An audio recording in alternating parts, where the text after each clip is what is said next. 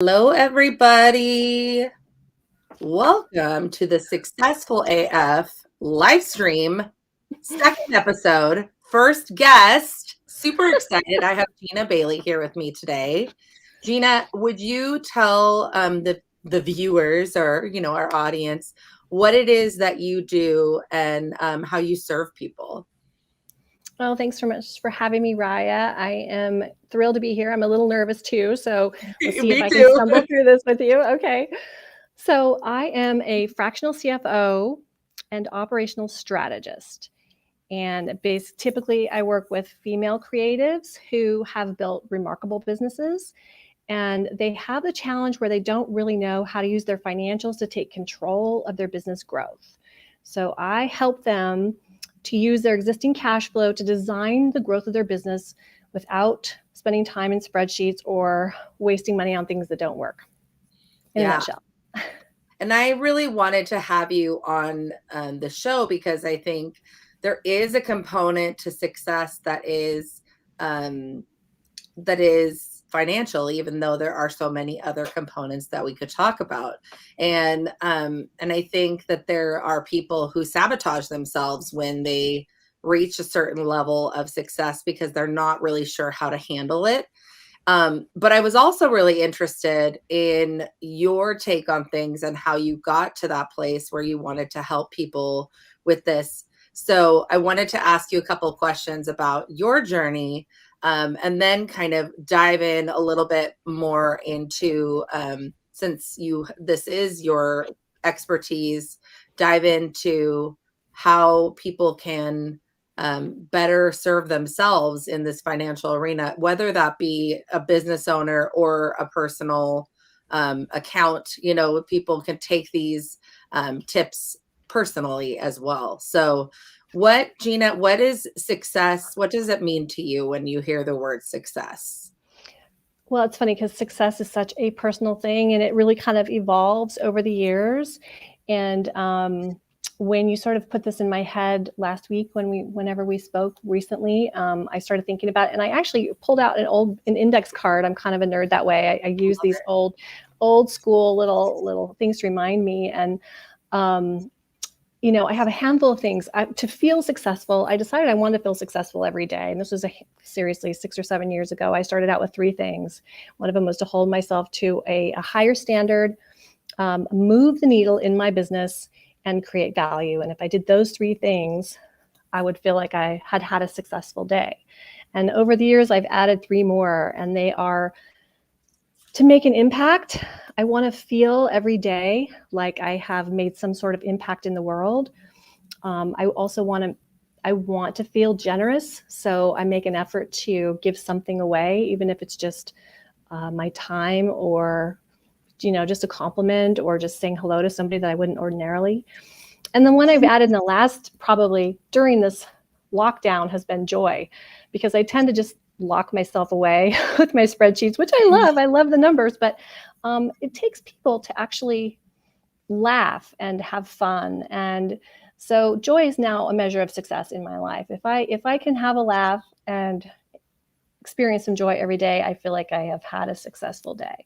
I agree. I think there's so many things that we can be thankful for, and but it's more than, I always say, it's more than the pat gratitude journal. Like, oh, I'm thankful for my family and I'm thankful for my home. And I mean, yes, we are thankful for those things, but dig deeper and say, like, what brings me joy? And when was the last time you experienced joy? Because I think, we can get going in our routine and we forget that we need to, reach out to people and connect with people, especially now. And I have ADHD, so it's out of sight, out of mind. Like, for my friends watching this stream, if I have not contacted you in the last 4 months, I love you so much. But it is just how it goes. Sometimes you just get going, and then if you haven't contacted that person or been in contact with them in a while, you lose track of it, and that is what brings me joy. Also, like working brings me joy. Like certain elements of my work bring me joy. So it's like thinking about that. And I love the fact that joy is on your radar for success, because that's so important. And it's more than just like contentment. It's like joy. You know what I mean? Yeah. And it should happen every day. I mean, why would we relegate it to, holidays or vacation or something? Life is happening right now as we Yes. speak, as we sit here. And if we're not consciously thinking about how can I bring joy into my life, then you're just delaying the best parts of your life. And that's not, to me, that is definitely not part of what I would consider to be successful. Yeah. Yeah. Would you say, or tell me about a time that maybe you experienced adversity, either personally or professionally, and you had to overcome it in order to achieve success in the way that you define it? Oh gosh, it's funny because, as business owners, I don't know if you do this, but I definitely am somebody who tends not to look back at the obstacles. We kind of look forward at the obstacles and then just immediately forget it and are just sort of almost ridiculously optimistic. So I have to put my head on this a little bit. And there's been of course, I've had obstacles. I've had a lot of obstacles in my life. And it's funny because they're when the big shifts happen, or when you encounter something you didn't expect and you sort of figure out a way, whether you're going to go around it or you're going to just sort of sit there and embrace it. Probably the best example is when I was pretty young. I was 20. I was divorced. I had a new baby, and my friends were graduating from college, and I decided I was going to go. And at that point, I was on public assistance, and I basically looked around at what I was going to be able to provide for this little guy, and I thought, this is not it. This is not what I consider to be success. And it's not like I had big dreams or anything before that. I mean, no one in my family had ever gone to college. It wasn't something that was really on my radar. It was just when I had that baby, and I thought, I was highly motivated to make a different kind of life for him. And then, I just didn't really look at the obstacles. I just figured it out as I went. And it took me a long time. It took me probably 6 years to get all the way through school, working, raising a little person. But that commitment and that journey, I mean, it was my son's entire life was his mom in school. But the benefits of that were that every new semester he got a new load of books just like I did. And so that became a regular part of our lives together. And, the problem solving that comes with figuring out college at whatever age you go, there's a resilience and there's a resourcefulness that comes with that. Those are things that I carried with me for a long time and still do. I'm still kind of tied to that academic calendar. I love to learn stuff, and I like to reset regularly every spring, every fall, every new year, periodically you sort of just reset and get going again. So as far as, I guess my definition of success at that point was just college graduate. I didn't even really know what kind of job I was going to do. And each time I overcame something, I just, picked a new goal, a new target. We have very similar stories. I wasn't divorced, but I did have my first baby at 20. And then because I was wise and mature, I decided to have another baby. And at 22, I had another baby. And college was super important for me too. And I had no idea how we were going to make it happen. Like it didn't pencil out to how it was going to happen. And for me too, that was like something that I latched onto, and I was like, I will have a bachelor's degree. And my family definitely had at that point educated themselves in different ways. Like my dad did a state apprenticeship, and my mom had taken some classes and accomplished quite a bit as an artist. And then now my sister is getting her master's degree. And so, but at that point, nobody had gotten a bachelor's degree. And it was so like, I was psycho about it. I wanted it so bad. It took me 12 years but But yeah, I mean, the much of my children's memory is me being in school, and that was my measure of success at that point. And um, I was so disoriented when I was done. Like it had been my world for so long that I was so disoriented. It becomes part of your, well, and being a mother so young too, I found that those two things sort of formed my identity. You know, my identity will always be about learning, and it will probably always be associated to being a mother. If you're doing it at that young, it's hard. I always wonder what it's like to be 30 and not have children yet. That's just a completely different Oh mindset. yeah. I did have another baby at 31, and that was like, whoo, so different. So different. It was amazing. Everybody who's watching, wait until you're in your 30s. It's amazing. I completely His agree. 20s is like, I love my babies. Like they are the best things ever. My oldest daughter is about to turn 23, and my middle daughter is about to turn 21 next month. And like I love them, but I did not know who I was when I had them. And so it was like a learning process. And like you said, like your measure of success is really survival, and like what can you do if you're an ambitious person when there's no path.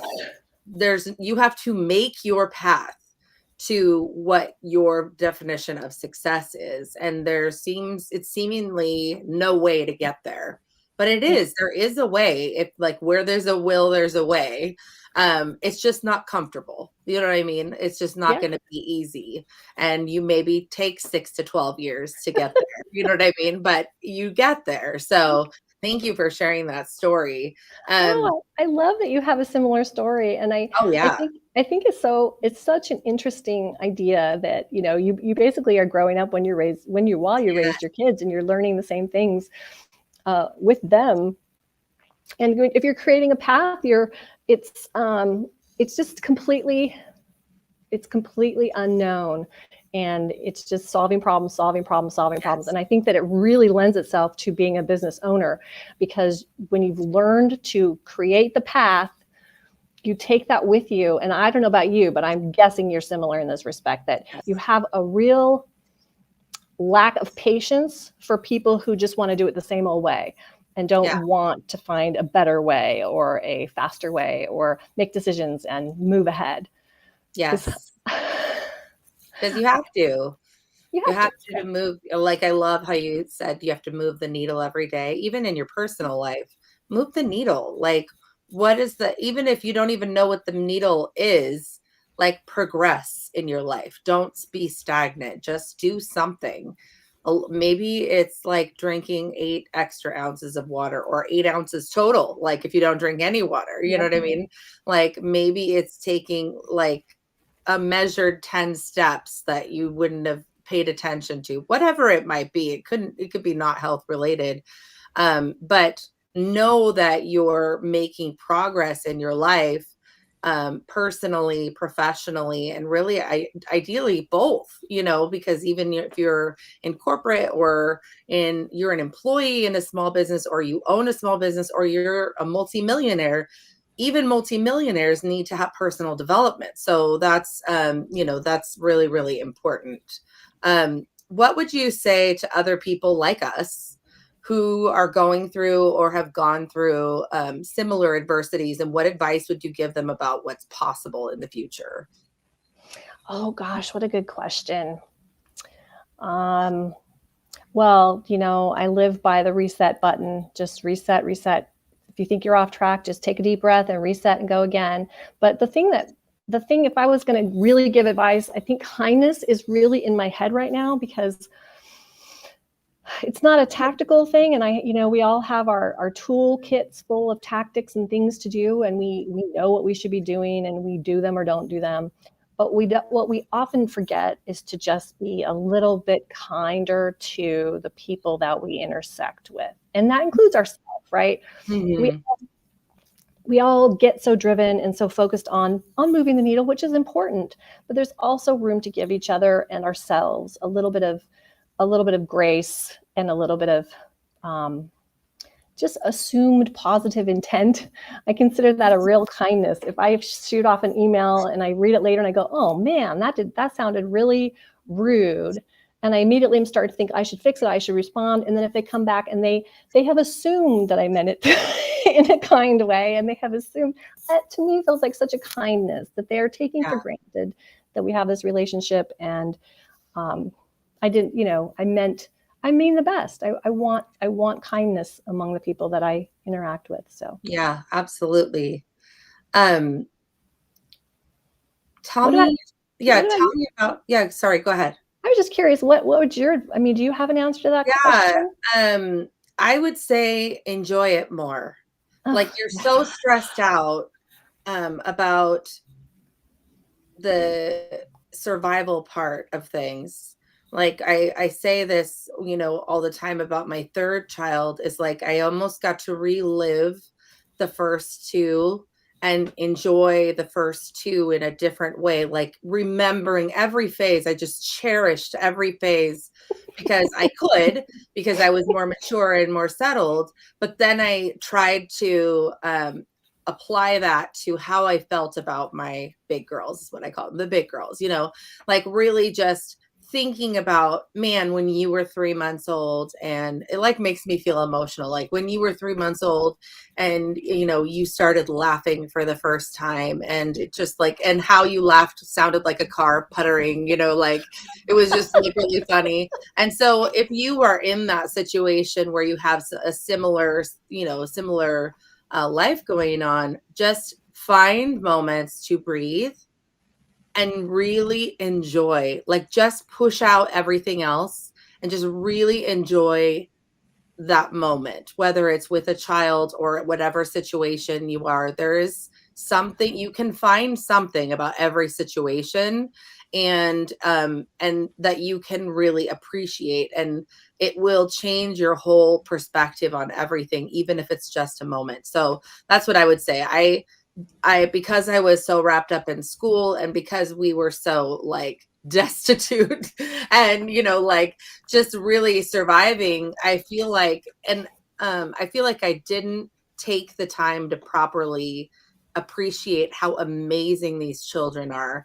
And now I can look back and really appreciate them, and I've apologized to them many times. I'm like, I'm sorry that I couldn't be the mom that you needed, because I was a child, Yeah. I just didn't know what I was doing. But, like there is so many awesome things about it. Like we're like so close in age that like my oldest daughter and I, like she loves 90s R&B. I'm like, so we like, let's rock out, like, or hip hop or whatever.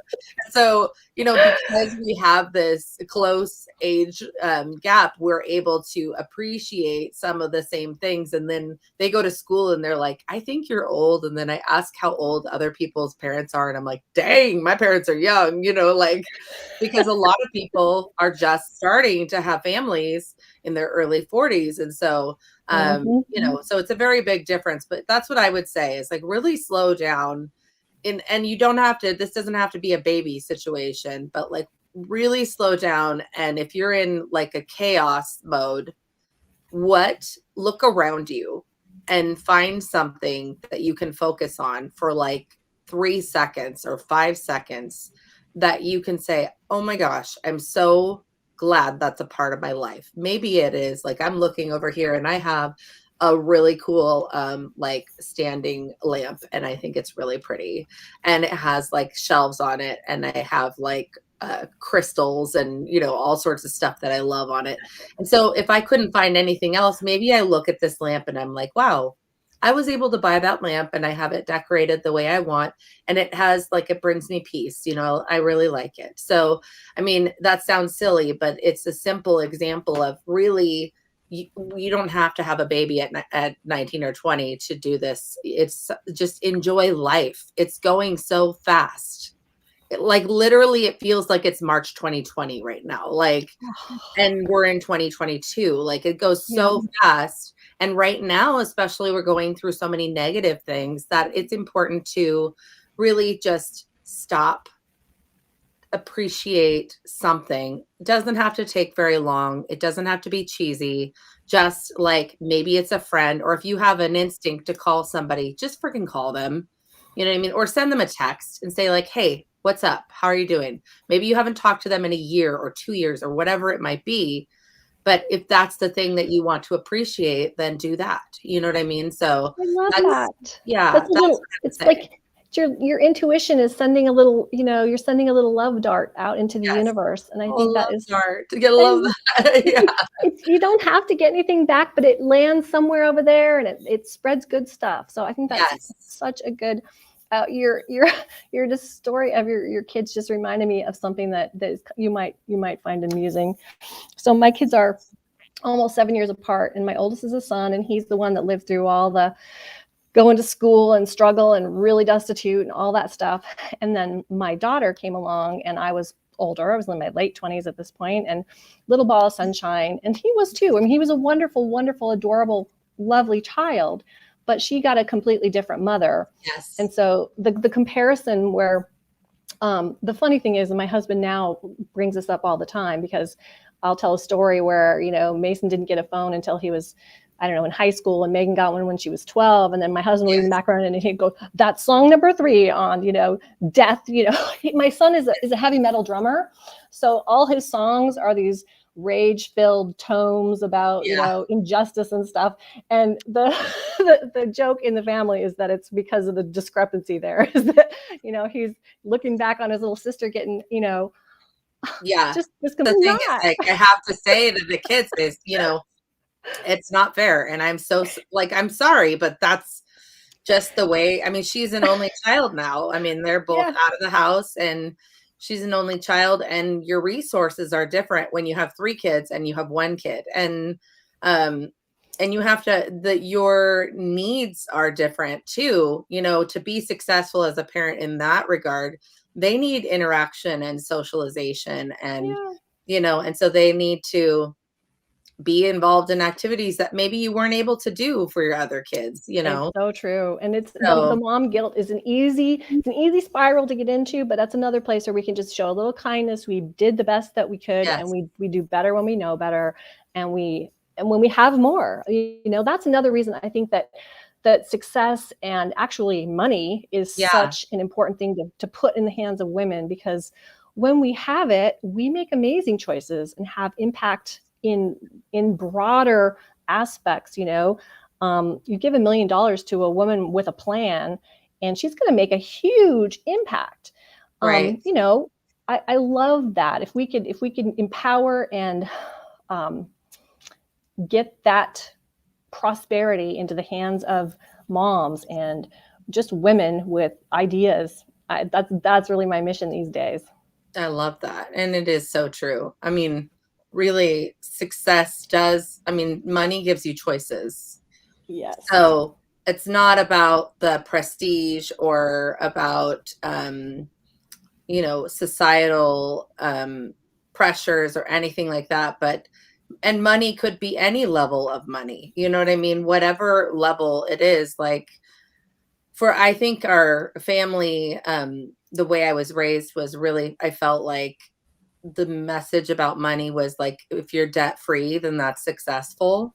Hmm. And that is one view. Like, that is completely valid, that, that's a success. And then, maybe somebody else might feel in another family that you need to take risks and invest and do all these other things, and that's success. And so but you need a little bit of guidance, especially if you don't grow up in an environment where that's regularly talked about, and has a lot of transparency around, which is, I mean, money is taboo. So it's very Oh, rare that that would happen.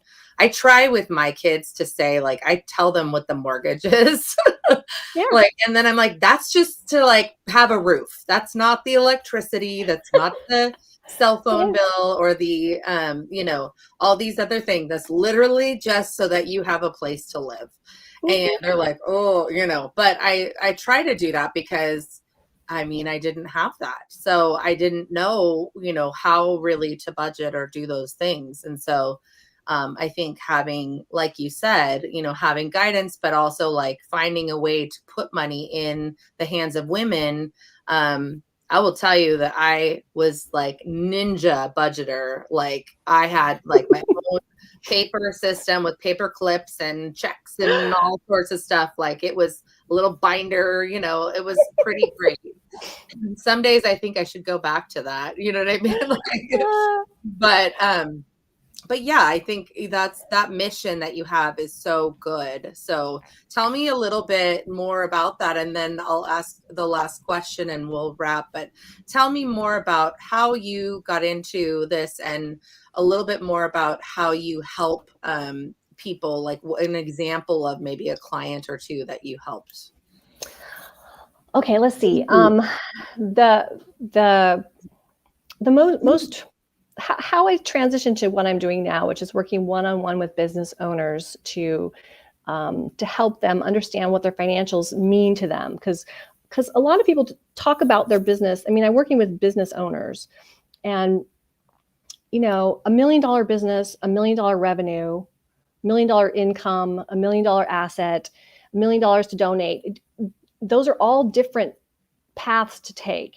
And if you're growing your business, you should think about which one you're aiming for, or what it is that you're aiming for. And the finances that you have in your company now can be directed however you want. Most entrepreneurs that I work with are idea generators. They just come up with things, and there's ideas and ideas and ideas, and they're amazing manifestors of cash and revenue. But what happens once it comes into the door is less interesting to them. They don't want to spend time looking at the numbers. So that's where I can help, is to actually look at their numbers with them and say, look, you don't have to spend all day doing this, but here's what this is telling you if you're interested in moving the needle in any particular direction. So let's see. Before I started doing this, I was working in M&A with partners. We would help businesses grow through acquisition. So we would take a stake in a company that wanted to grow, and then we would go out and find other companies that would either have some kind of operational synergy, or were interested in selling, so we could bolt them together. And as we'd approach these other companies, they weren't companies that were for sale, and I have reasons for that, because once they're a broker, it's not as great. But we'd often find companies and we'd explain to them what we were doing, and they would be very excited. But once we got in and looked at their books, we'd find that they were in no way, shape, or form ready or set up in a way that they could actually sell. So they missed out on the opportunity to take some chips off the table, reduce their risk, grow. I mean, a lot of companies, you have to be a certain size to actually take on certain size clients. Like you couldn't necessarily go and serve Coca-Cola unless you can show that you have enough staff or enough of a big enough company. So it kind of broke my heart, because the same things that make them sellable are the things that make them profitable, and give the women the choices, give these business owners the choice. So like, you may not want to sell your business, but people get sick, people have babies, people want to move, people, win the lottery and want to do something else with their business. Most people don't know that like 8 out of 10 businesses never, ever successfully change hands, never sell. They just shut their doors. And to me, that is akin to moving out of a house that no longer fits your family, and instead of selling it, just burning it to the ground. There's an enormous value there that should be available. And if you have a business that generates profit and scales itself and operates with little direct impact from you, then you have the choice at any point to sell it, to step away, to take that money and put it toward some other investment, or start another business. It's just another set of choices. So what happened for me, I guess I'm a terrible storyteller, clearly. Reconnect this. But what happened was I had to turn away so many of those companies that I had engaged, that I started sort of working for them on the side. It's like, well, here, let me help you get set up, because even though we can't take you with this project, when the next one opportunity comes along, you want to be ready. So I would like scramble, and I would quickly just kind of shotgun them with all kinds of ideas. And sometimes they would be so grateful, and sometimes they'd be like, I don't know what you're talking about. I don't know my numbers that Right. well. So what I've done is completely shift my focus. I'm still an investor in a handful of other businesses, but what I really am passionate about now is working with business owners who are at, you know, different levels of revenue, but to help them think ahead to where they like to be and use their growth steps in a way that is long term sustainable. So they don't have to tear down and rebuild at each threshold. Like when you hit six Right. figures, you don't want to have to rebuild from scratch. And when you hit 1 million, when you hit 5 million, you want to be laying the tracks from the beginning. So that's where I I am love now. that. And I think it has so many applications to, um, it goes back to the money makes choices, gives us choices. You know what I mean? But also having like shutting your eyes to what is happening doesn't make it go away. It's still waiting for you. So you have to be aware of what you're doing and what's going on behind the scenes with your finances. So I love And that. yeah, and one just simple key is that people at, 6 figures or so, they have a bookkeeper and they have a CPA generally. They've got somebody taking care of the money, and they've got somebody taking care of their taxes, but they're executing on what you tell them to do. That's not the same as a financial strategist. That's not the same as having somebody come in and say, let's think about what your money should be doing. Then you can deploy your team to do it. That's the part that's often missing is having a financial strategist advise you of your options, because people don't often know what their choices are, or that they are making choices without really a full scope of what's possible. Right, right. Okay, last question, but my Oh, favorite question is tell me the best piece of advice you've ever been given. And this can be from any source, a book, a movie, a child, your grandma, your grandma's aunt, whatever it is. But something that has really stuck with you and has been like a motto for you or a mantra for you that really was impactful. well, I was going to say something silly like don't eat green potatoes, because I don't know why, but it's a piece of advice that's always stuck with me because I'm curious about it. But honestly, this silly little coaster I've had on my desk for probably 20 years, basically it says the secret of happiness is freedom, and the secret of freedom is courage. And Oh, I I've love seen it in that. a million forms now. I've seen it on coffee mugs and everywhere. But to me, I came across this, like I said, 20, 25 years ago, and it just hit me that it never occurred to me that happiness was directly tied to courage, and the courage to actually make choices in line with your intuition and the things that you want. So that's always stuck with me. That's an awesome one. Awesome one. Well, Gina, thank you so much for joining us today. And if we'll post your contact information in the show notes so that if people want to reach out to you, they have your social media handles and your website. So thank you for sharing your stories with us today. We really, really appreciate you. All It's my pleasure. It was so great to see you, right. Raya. Take Okay, bye. care. Bye.